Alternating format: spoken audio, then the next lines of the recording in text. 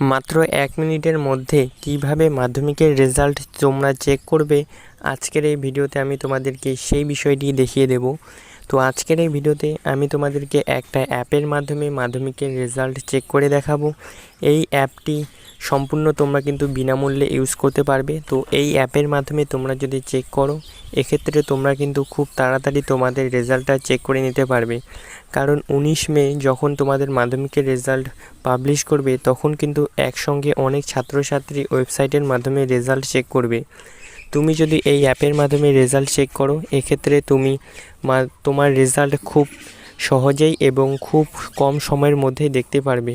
একই সঙ্গে ওয়েবসাইটে তোমরা যদি চেক করো, এক্ষেত্রে ওয়েবসাইটটি ক্র্যাশ হয়ে যাওয়ার সম্ভাবনা থাকে। তাই এই অ্যাপের মাধ্যমে তোমরা রেজাল্ট চেক করে নিতে পারো। তো অ্যাপটি ইনস্টল করার জন্য সর্বপ্রথম তোমরা আসবে তোমাদের ফোনের প্লে স্টোরে আসার পর তোমরা এখানে সার্চ করবে মাধ্যমিক রেজাল্ট অ্যাপ 2023 বলে।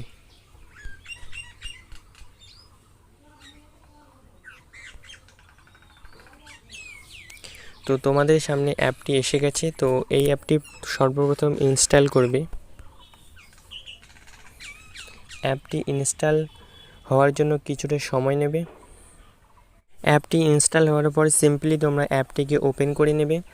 ওপেন করার পর তোমাদের সামনে আরও একটি নতুন পেজ ওপেন হবে। এক্ষেত্রে ওপেন করার আগে কিন্তু তোমাদের অ্যাপটিকে রেজিস্টার করতে হবে। সেক্ষেত্রে মোবাইল নাম্বার এবং তোমাদের নাম দিয়ে রেজিস্টার করার পরেই এইরকম একটি পেজ ওপেন হবে।